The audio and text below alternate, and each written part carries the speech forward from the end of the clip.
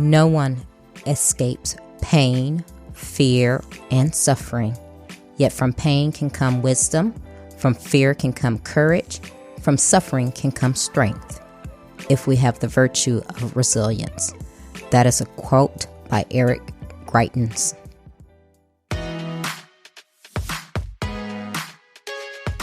Welcome to Trina Talk. Trina Talk is a weekly podcast that will inspire and empower women of all ages to strive for the impossible. Your host, Trina L. Martin from TrinaMartin.com, is a motivational speaker, leader, and cyber tech expert. Every week, Trina will share wisdom gained from her life experiences and lessons learned while pursuing her goals to inspire you to achieve the next level in your life. Now, your host, Trina L. Martin. Hello, welcome to Trina Talk. I am your host, Trina L. Martin, and this is episode 70. The topic of this week's episode is Show Up. My guest this week is Yvonne Heath. Yvonne is a successful author and speaker. Most recently, she's a TEDx speaker. She was a nurse for 27 years, and now she's considered by Ambassador Magazine as Canada's rising star. Yvonne shares how we can teach people to just show up for themselves and others so they are empowered and resilient when grief arrives. Grief being whatever makes your heart ache: divorce, diagnosis, job loss, etc. Using heart and humor, she shares her message across Canada and the United States, helping people of all ages learn to take care of others. Hi, Yvonne. Welcome to Trina Talk. Thank you so much, Trina. It's great to be here. Oh, I'm just looking so, forward to our conversation. You've done a TEDx talk. You are doing great things, something that I have never actually seen anybody actually talk about, which is moving past grief and how you're showing up for yourself as well as others. So why don't you tell the listeners about yourself and how you came to be this spokesperson for lack of a better word, for transforming your grief into something positive. Well, it's so interesting, Trina, because I was a nurse for 27 years. I worked in many places in the United States and Canada, and there was just something that something unsettling, no matter where I lived, no matter what department I worked in. And it was in the last 14 years of working in chemotherapy that I started to notice in healthcare professionals, in patients and families, that there were people that could, regardless of what they were going through, regardless of their prognosis, they could move through grief, they could laugh and cry and just allow all emotions, allow their humanness, and sort of get through to the other side despite the outcome. And there were others that would you could just tell that grief had their grips in so tight, they couldn't allow joy, they couldn't allow light in. And then those people died in fear and anxiety, and their grieving families were stuck. So I started to question, and I remember asking this one question, and I asked many different healthcare professionals. I said, Are healthcare professionals, are we well prepared personally and professionally for grief? And do we know what to do once it arrives and how to get through the other side? And the answer was, oh my goodness, no, we're terrible at it. And so I thought, well, who's teaching community to prepare for grief and then how to move through to the other side and find joy in their lives again? And we certainly don't talk about grief before it arrives. And so it was no one. So I said, okay, well, I'll take that on. And it's just, my journey has just been a surprising evolvement of walking with passion and purpose, and certainly leaping out of my comfort zone, let me tell you, because I had no intention of being a speaker. I was not an author. I didn't even journal. And it was like I was kidnapped by passion and purpose and creating positive social change. So that's a quick, brief look at my journey. Wow, that's amazing. And it's funny that you say that. You were a nurse for 27 years, and it's amazing that you asked that question, are we prepared for grief, and then you got the answer of no. Yeah. And that's amazing to me, but it's amazing, but it's not, having had loved ones that died, and just to experience the medical professionals and it basically how they handle it is like, yeah, just another day in the walk of life, I guess for them. But that's not something that I guess they don't teach you when you're going through nursing school or medical school is, how do you handle that? Are you prepared? And, we all know about the bedside manner, how some medical people have it and some don't. But it's very amazing that you actually was the one person who asked that question and you decided to take it on.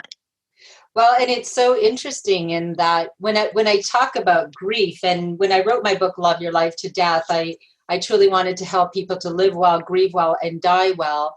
And when we started the I Just Showed Up movement, which teaches people of all ages how to just show up for themselves and others so they are empowered and resilient when grief arrives, I was really seeing grief as the broader scope of grief is whatever makes your heart ache, right? It's divorce, diagnosis, job loss, mental health issues. It's anything that makes your heart ache. And it is certainly something we all experience, children, teenagers, adults, seniors, people of all ages. And we have so many wonderful, we have grief counselors, we have victim services that come in when there's a crisis, but we have no foundation. We have no coping skills and strategies. We have no soft landing before, so that we're coming to these places, or when we have a loved one who's dying, we have palliative care and hospice, but we come to these places, to these people, and we have nothing, and we're terrified, and we create our own excessive suffering by not preparing. But really, who is talking about this? Well, I said, now I am, and I'm going to be loud until everybody is talking about it, because it takes a village. It takes a truly social change. We all need to be having these conversations. Wow. So let's go into that in as far as how you're doing this, because you sound like you're so passionate about it. And that's what I love. I love to see people who are passionate about whatever it is that they're doing, because that lets me know that, you have skin in the game, you care. And I don't mind, going to you or feeling comfortable with you, because I know this is not just something that you're doing to pass the time away. So tell me how you're going about, you got this movement, this I Just Showed Up movement, Love Your Life to Death. Just tell me about all of that, because I love just the concept and your theme that you have going on. Well, thank you so much. And truthfully, it all started with, I'm sitting in the very spot where I love telling that my husband's a paramedic. So he also, he's a healthcare professional. And I just started pacing in the house and saying, we really need to do something different. I mean, we don't know what to do with grief, let alone death and dying. And I became very anxious. And as I said, as so many people experience, there was a pop-up on Facebook and it said, how to write a best-selling book. And I went, oh my goodness, that's it. I'm going to leave my 27-year nursing career and write a book. And of course, my husband was terrified, 3 children, a mortgage. And he's like, well, that's great, honey, except that you don't write. And I said, I know, isn't it fantastic? But the changing the tipping point for me was I sent out one email. And I said to people, I want to write a book, and I do not want surveys and statistics. I want people's real life stories of being in the deep trenches of grief, of getting through to the other side. What helped you, and how did you find joy again? And I just remember I pressed send, and I thought, I have no idea if anyone will even respond. And you know what? I'm sure you can guess. It's 5 years now, and the stories have not stopped coming. People were stopping me in the grocery store, and they were wanting to tell me their stories. And so in my book, I shared people's stories ages 11 to 101. And it literally changed my life. And the feedback from thousands of people has been that it's changed their lives. And what is so life-changing is that when we share our personal stories, right, of grief, of flaws, challenges, obstacles, we heal ourselves and we heal others in just knowing they are not alone.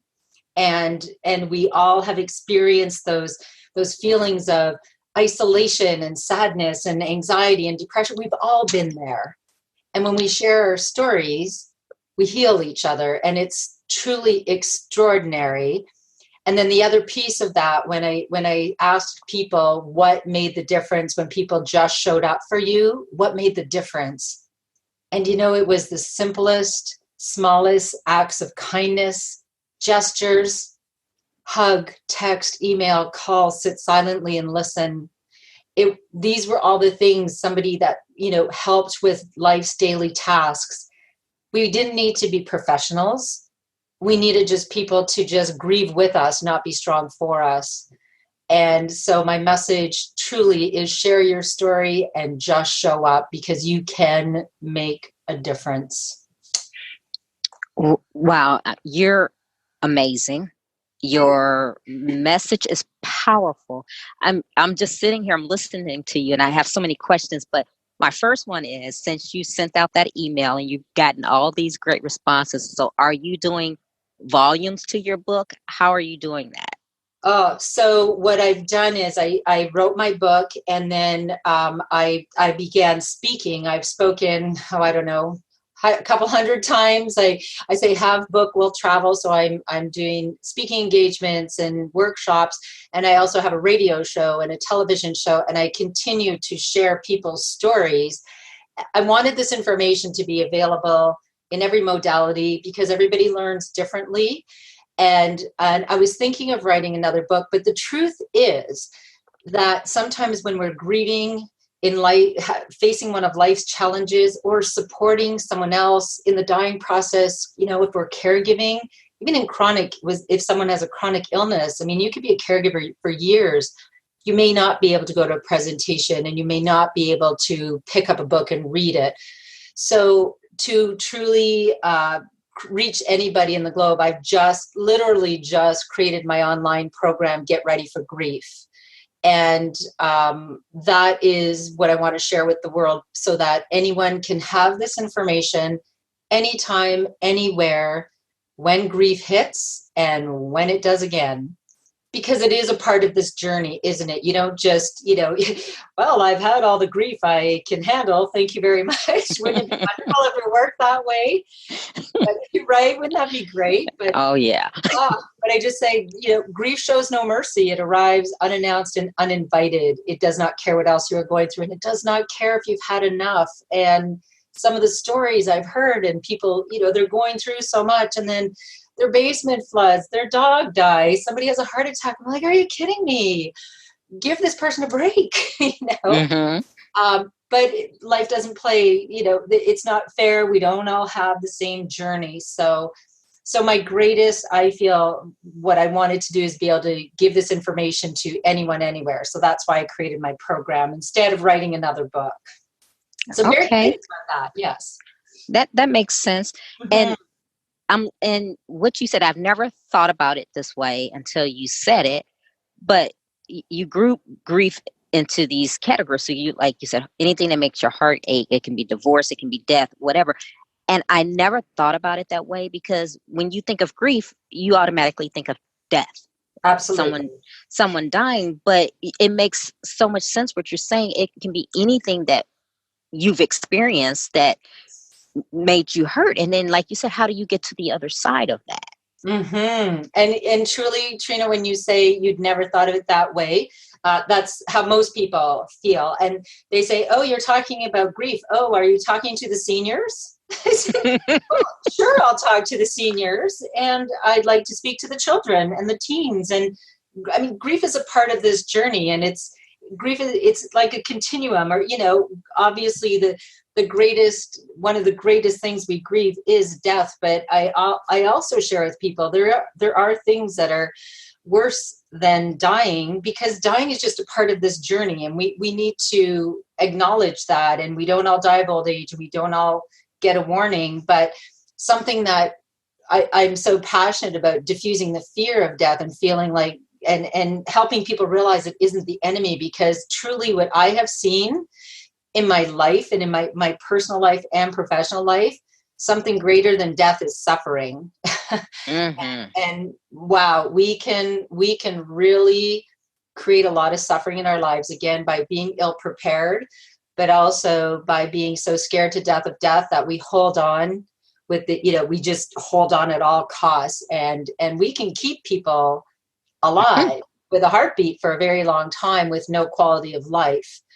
And I know that many people would rather allow a natural death than continue on with all of these treatments. And I say, how do I know? Because they told me, right? They told me, but their families were just, keep fighting, mom, grandma, it's all right. Don't give up. And, sometimes what someone thinks is giving up is just truly accepting what is and allowing a natural death. And we just need to have these conversations. And is it hard? Absolutely. Is it uncomfortable? Yes. Don't wait for it to be comfortable. Like, when do you say we should talk about all of, quality of life, quantity of life, grief, death? What day does that, this is really Sunday. We should start talking about all this stuff. Like, that's not going to happen. Right? Right. Mm-hmm. Oh my goodness.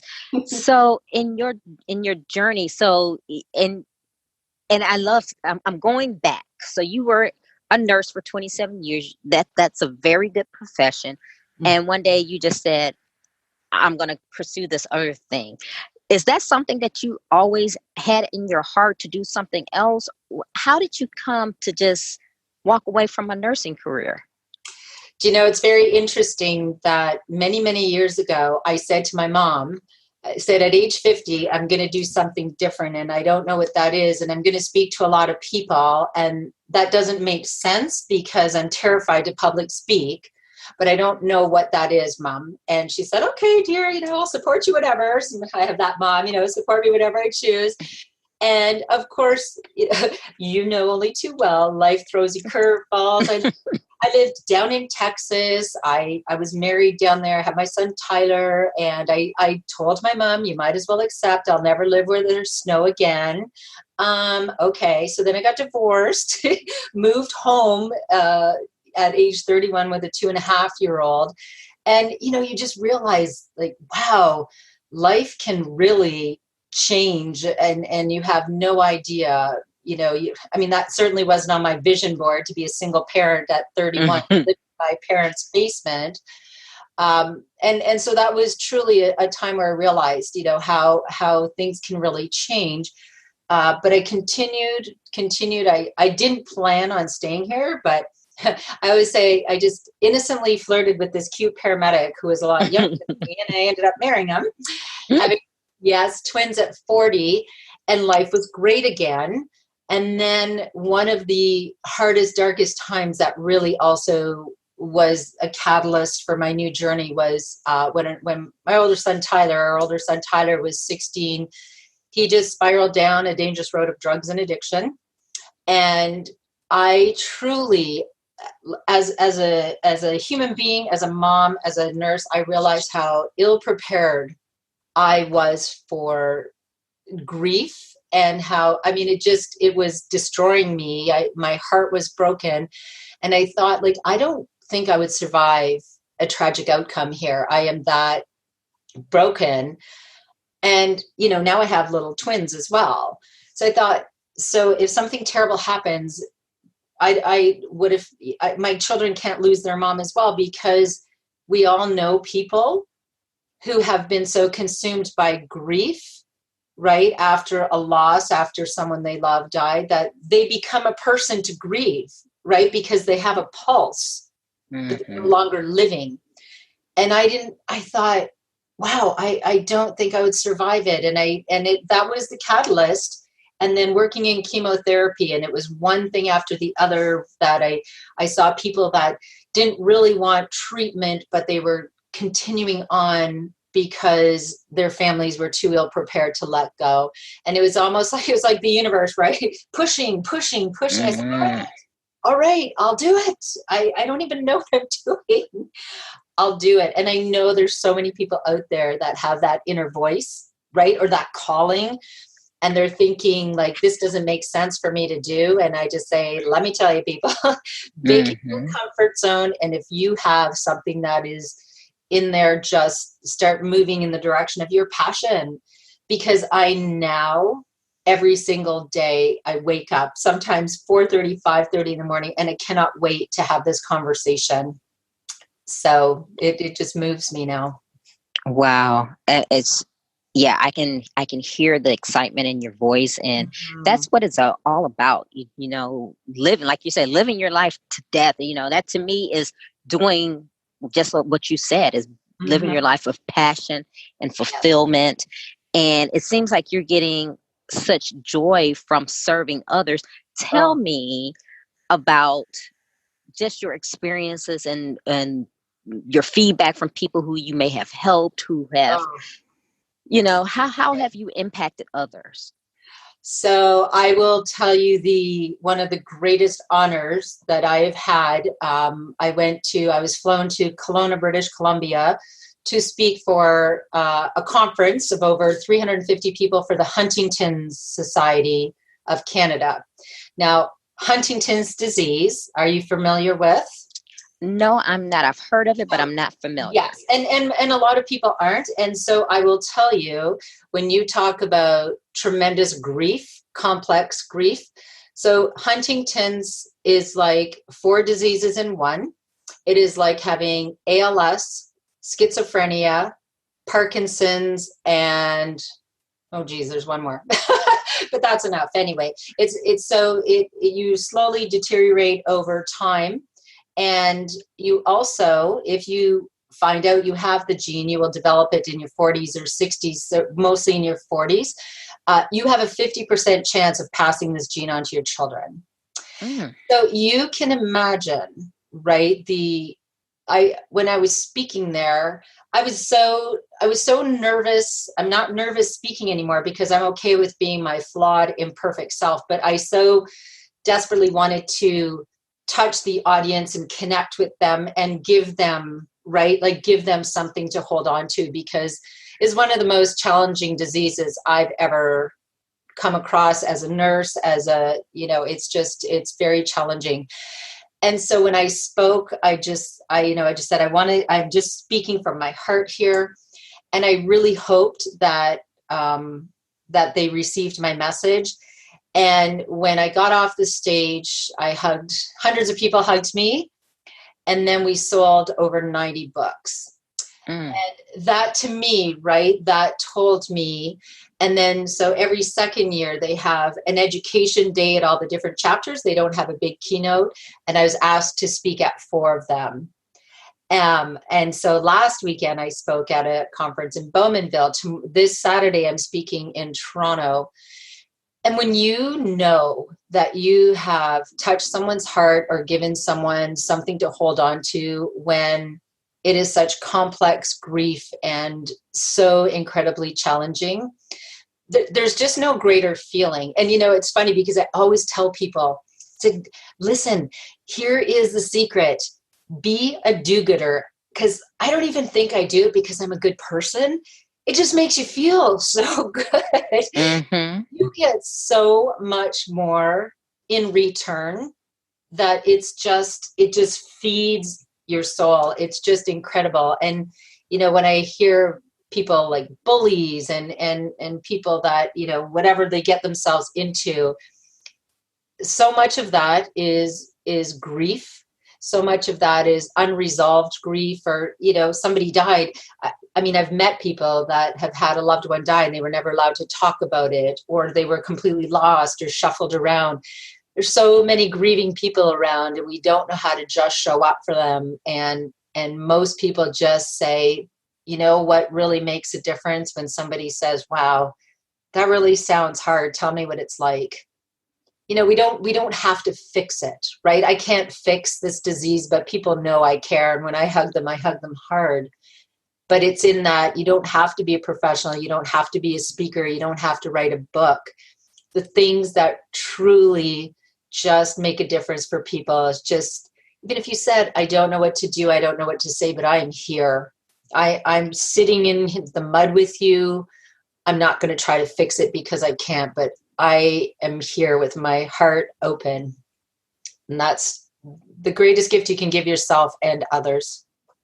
Wow. Yes, it's so true. And the fact that you spoke to these people, that have this grave illness, Oh, and yeah, I can't even imagine, but the oh, fact that you were there and like you said, just speaking from your heart, I'm pretty sure they appreciated it. And I'm pretty sure, like you said, it was very fulfilling for you. yes.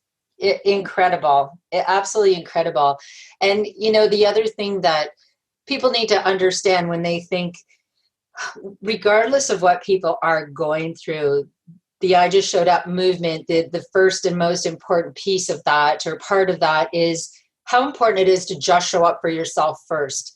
Because every human being has value, and everyone matters, and everyone has something to give. And when I speak, especially to high school students, I say, why do you have value and why do you matter? And, they start rhyming off all of this stuff. And I say, well, that's all lovely, but that has nothing to do with why you have value and you matter. So there's only one reason: because you exist. There's no other criteria for having value and mattering. And mattering, I think I just made up that word. Anyway, but when somebody thinks, like when I was at that conference and somebody might think, I have Huntington's disease and I can't really walk well or talk well. Let me just tell you, when someone hugs you and says thank you because you made a difference for them, oh my goodness, they just gave me so much, right? Like we can all give each other so much and learn from each other, and we all have value and we all matter, and we need to learn how to just show up for ourselves. I love that. I love that because we all matter, and you don't have to be anything grand. Yep. In certain people's eyes, or however people want to classify you, but the fact that you're just alive, absolutely, is that you matter. And I'm like you. I love that too, and that's kind of one of my messages. I like to let people know that no matter what you've been through, you still have great things ahead of you.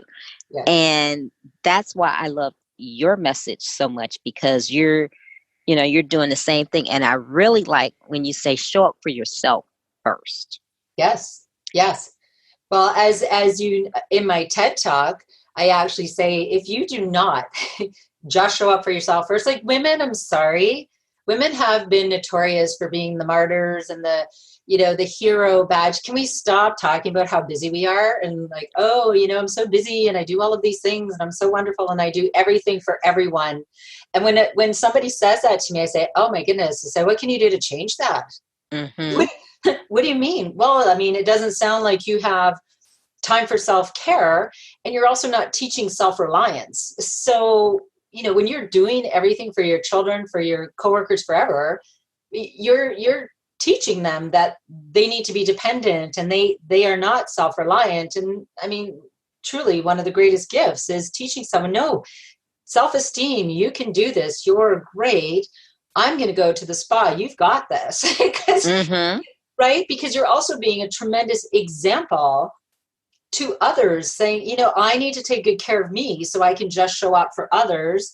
And I have value and I matter. What a great, just imagine if everybody took responsibility for their own happiness, for their own wellness, for their own coping skills and strategies.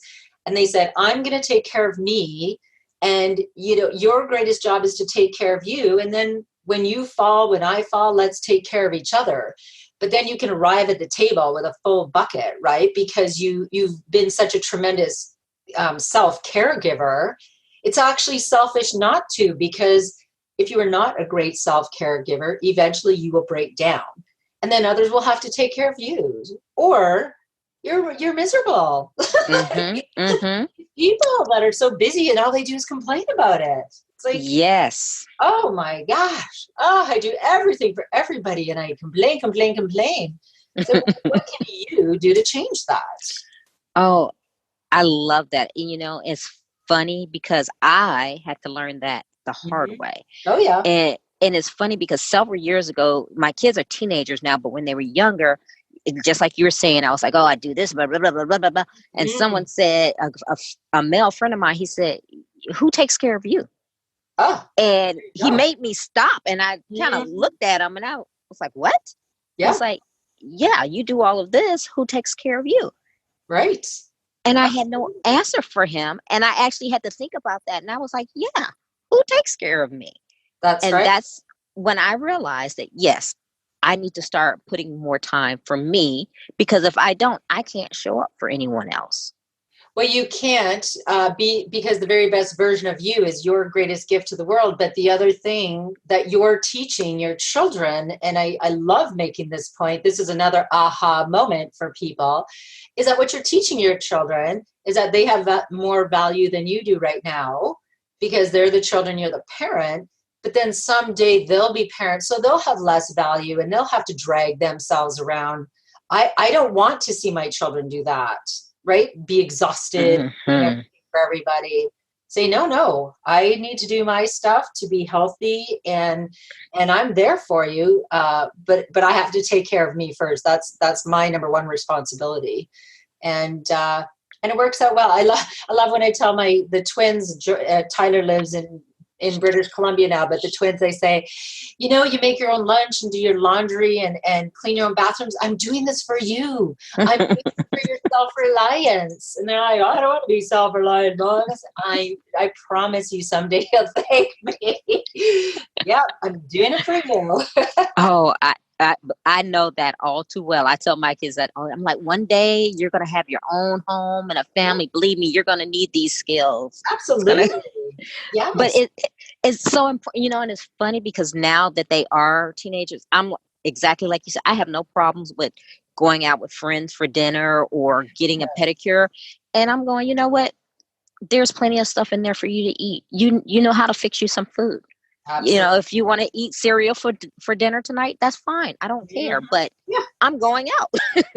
Well, and there again, you want to see that your children will do that as well, right? You like when they are parents, they need to take time for themselves. And of course, you model what you've learned, right? Mm-hmm. Or you have to undo what you've learned. So, I want to model this. And I want to model that when I have grief in my life, I don't hide it from my children. I just tell them, I am an open book. My heart is broken.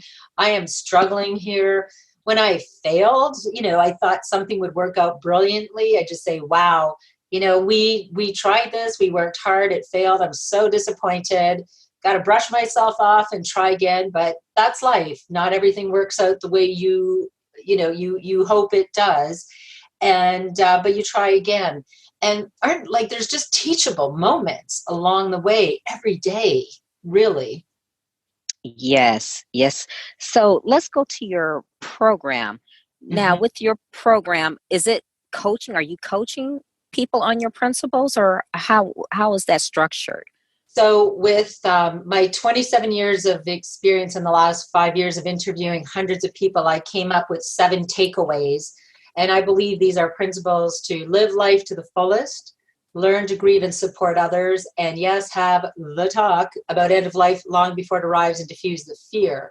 So I came up with 7 critical principles, and these are the principles that I share in my presentations and workshops, and I've had just tremendous feedback for the last 3.5 years. So I just broke the program down. I just created 7 modules with 7 takeaways.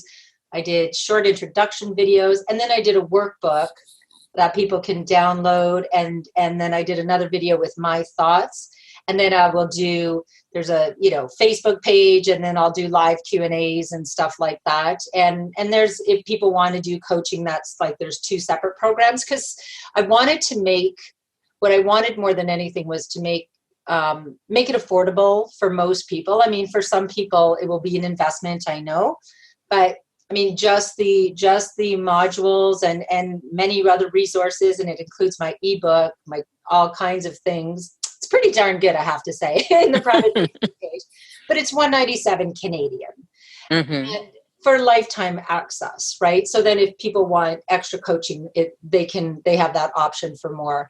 But my goal with that, the big thing also is there's so many do-gooders and not-for-profit organizations that are doing great work in the world. So I'm also partnering with them and giving them a link. And when they have a link and people purchase the program through that link, I'm donating 50% to Oh, them. wow. Yeah. Well, this is a social movement, right? This is about creating positive social change, and that takes many voices. And my goodness, there's so many great organizations out there. And every time I turn around, someone is fundraising, right? There's a gala, there's a run, there's a bake sale, and I understand. So I thought, how can I create something that, could sort of be a 24/7 fundraiser that didn't involve creating an event, write something, because it's so much work. Mm-hmm. So I pasted my house for a year and then I figured out how I could do it. So that's a really exciting way to give back as well.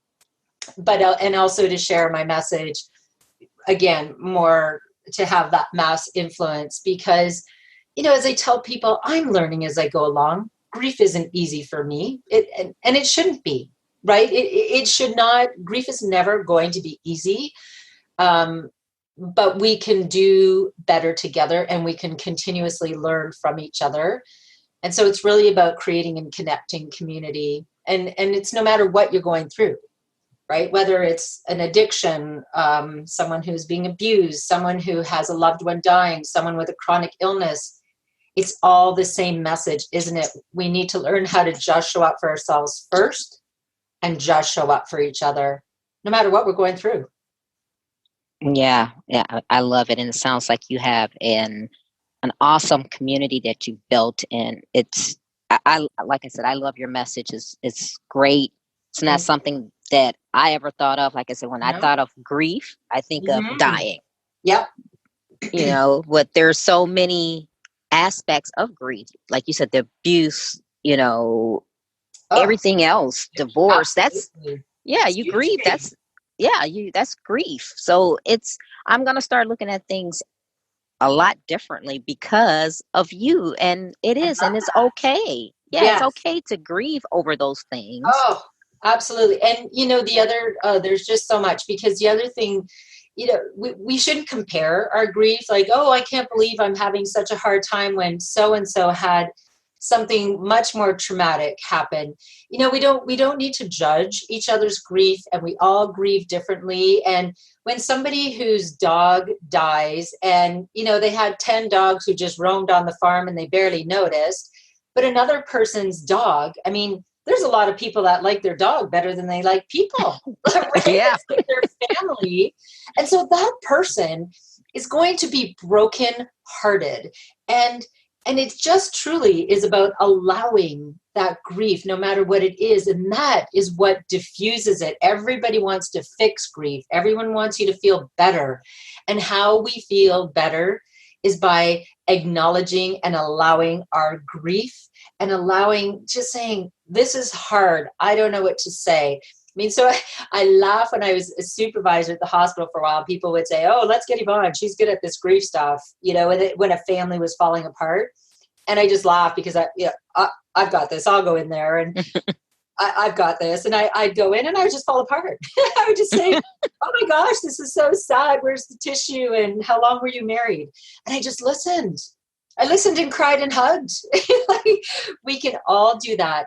But, Trina, here's another piece of grief that we miss. And we can teach this to our children, because they say, my children, like the twins, have been, when I was writing my book and interviewing all these people, they were 9 years old. So I said, they're kind of like my experiment, because I want to see children. They know how to just show up. They know that it isn't their job to judge or to fix, but they can love and support people.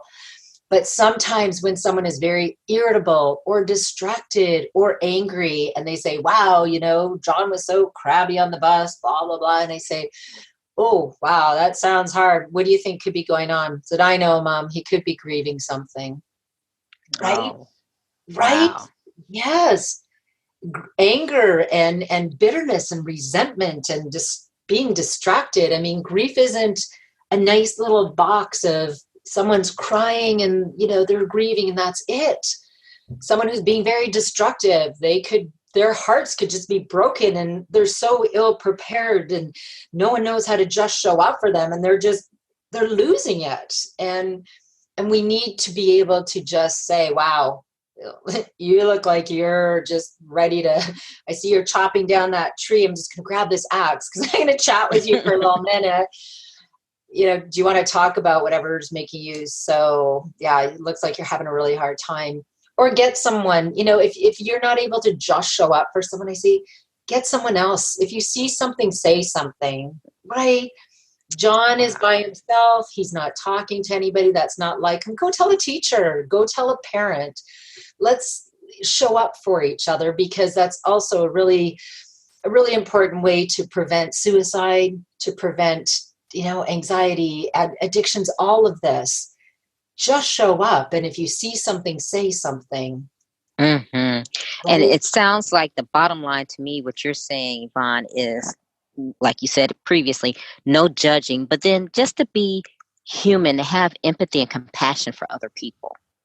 Absolutely. We don't know someone's story, right? We don't, and I'm human too. I judged and then I kind of feel guilty and I allow that. And then I forgive myself and I do better next time because I remember one lady who was, this is an even better story. My friend Suzanne said this man cut her off when she was driving. And then he started yelling at her. Oh, you cut me off. And she was really frazzled. And then she saw him in the grocery store. Well, of course, at first, somebody would say, what do you think you are? You cut me off and you were yelling at me, and be very angry and then anger back and forth, right? But my friend decided she took a few breaths. That's what she wanted to do. She took a few breaths and then she said, you know what? No, let me just pause and do this differently. And she saw the man and she said, I'm really sorry if I scared you. I didn't even realize, or whatever she said. And he was completely diffused.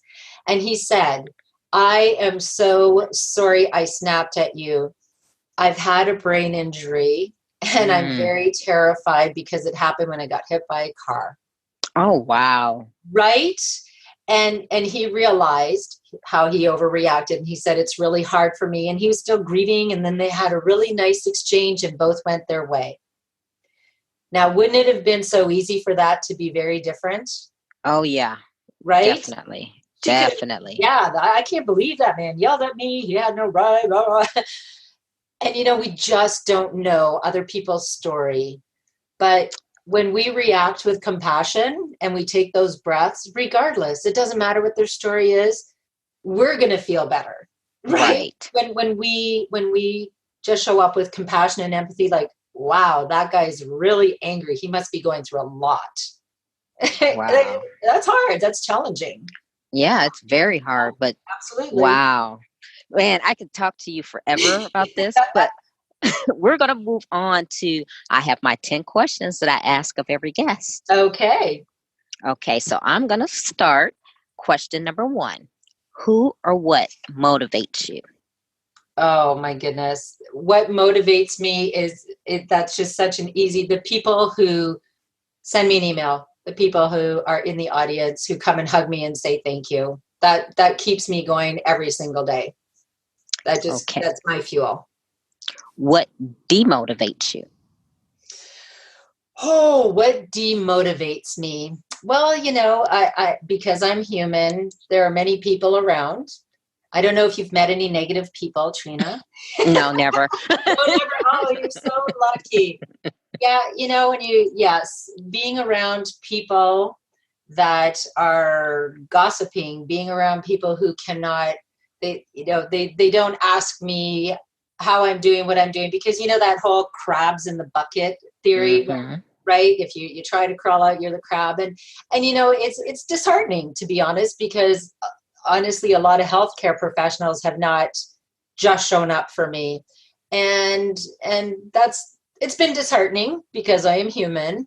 But but that's okay. I just need to go. And I mean, like having this conversation tonight, it wouldn't matter what I went through all day. This conversation is like my fuel, right? So the negative people, the people that it is challenging because they're all around. And I'm human, but I just carry on. Yeah. When was a time that something was said or done to hurt you, but it worked for your good? Oh, that's when I don't know if it was intentionally to hurt me, but when I was going through everything, when we were going through everything with my son, so many people, it wasn't even what they said. It was how they minimized what we were going through or didn't ask. They avoided talking to me because this was challenging, a son in rehab, in trouble, all of these things. And so they didn't just show up for me, or they would, the polite conversation that they wanted. Hey, how's Ty doing? Oh, good. Okay. Thank you. Right. That small talk that I don't really want to know. Mm-hmm. And that was very hurtful. It's interesting how much something like that could hurt. And that fueled me to never minimize somebody's pain and create the I Just Showed Up movement. So at the time, it just felt like pain, and I turned it into something very positive. What is your fear? What is my fear? My fear, I guess my biggest fear would be to not have all of my information out there and my ducks in a row, and to share this with the world and run out of time. I don't know how long I'm here, but I want to stick around long enough to share my message with the world. Honestly, that would be a fear. Like, I say, none of us know how long we're here. And I say, can you just let me stay long enough to share my message with the world? Oh, is there a time when you wish you had done something that you didn't? Oh my goodness. There are times I wish I had done something that I didn't. I'm sure there's so many times, because I know in thinking back, I think back to the first person who I know had cancer. I remember in high school when my friend's dad was diagnosed with cancer. We were all terrified. We never even heard the word, if you can even imagine that, right? Because cancer, now everybody's heard the word. And I think back to, did I just show up for her? And I don't think I did enough. And I would certainly change that. I would change that. Okay. Is there a time that you wish you had not done something? That I had not done something? Yeah. Geez, now you're making me think of all the bad things I did. No, well, there's been times, like, again, with the just showing up, sometimes you feel like you are helping, or because you're leading with your heart and you don't know. But I remember somebody who had someone die by suicide, and they were writing all kinds of things. And I just thought that they were trying to help other people in what they wrote. So I made a comment like, oh, you're helping so many other people. And their comment was #not a hero. Right. Like that's not, and it was hurtful. Like I felt like, wow, I wish I hadn't said that, because I was just sort of caught up in all the amazingness that they were writing so much, but they were just saying, that's not why I'm doing this. And, that is part of the putting yourself out there and just showing up, is sometimes it won't be helpful, but just lead with your heart. And I mean, I know my intention was good, but I sure wish I would have written something differently, and it was helpful, and it wasn't. What is your definition of success? My definition of success is, honestly, if you get up in the morning and you feel passionate and purposeful, and not, another day, and to find that passion, to find something that really excites you. And I don't even care. It doesn't matter what it is. If it's that garden in your yard and you have the greatest flowers in the world, or you are the best dog walker in the world, when you find that thing that just fuels your heart and soul, that is success. It's not, I mean, we've all heard many people with millions of dollars, and they're so unsatisfied. It's because they don't have that, right? They do not have that. Finding that passion, that, oh my goodness, it's the greatest. It's success, absolute success. Okay. How do you recharge? How do I recharge? First of all, well, you may not know this, but I'm very, very funny. So I really recharge by making people laugh. I recharge by putting on my socks and sandals and fuzzy fuzzy pants and snuggling up with my kids to watch funny movies and going for a walk in nature. Because one of my takeaways is find your post. That's something you can turn to no matter what, no matter when, in times of grief or to refuel you. And we all need something. And my post is nature, because when I go out in nature, I just feel connected and rejuvenated. Absolutely. What are you awesome at? What am I awesome at? Oh, well, I would say I'm awesome at, I'm going to say it, getting up on stage, and I know I'm going to make someone cry, but I know, and I'm also going to make them laugh. I'm going to give them an aha moment, and that is extraordinary. And I just have fun with it. And I am awesome at being my authentic self and delivering that passionate message. What legacy do you want to leave? Oh my goodness. That's a legacy of teaching people of all ages how to just show up for themselves and others so they are empowered and resilient when grief arrives, and learning how to love their life to death. Wow. I think you just gave me the answer to this next question, but give the listeners one motivational takeaway. That's yes. Well, but the biggest thing is you must. I know you want to just show up for others, but you must just show up for yourself first. And always remember, never forget, when you don't know what to do, you don't know what to say, it's awkward, it's uncomfortable, and you can't fix it. 3 magic words: just show up. Okay, Yvonne, tell the listeners how they can connect with you. They can connect with me through our website, Love Your Life to Death. We have a Facebook page, but yes, Love Your Life to Death. My TED Talk is there, my shows and everything. Feel free to connect, reach out anytime. I'd love to hear from you. Okay, Yvonne. Well, I just want to say thank you for showing up for me. Yes, thank you, my new friend Trina, for just showing up for me by sharing my message. I'm so grateful. And thank you for all that you do. Thank you for saying that. And hopefully this won't be our last time speaking. That sounds great to me. Okay, great. Well, you have a great day. Thank you, Trina. You too. Bye for now. Bye-bye. If you like Trina Talk, please don't forget to go out to Apple Podcasts to subscribe. Also, who else in your life do you know that needs some motivation and inspiration in their life? Don't forget to share Trina Talk with them. I hope you have a great week. And remember, if you change your mindset, you can change your life. Keep striving, because success is a journey, not a destination. You can listen to Trina Talk anytime and anywhere. It's available on iTunes, Google Play Music, Stitcher, Spotify, and all other places that you can listen to podcasts. If you like the podcast, please don't forget to go to iTunes to subscribe, rate, review, and share. If you have questions for me or need inspiration on how to go to the next level, tweet me directly at Trina L. Martin.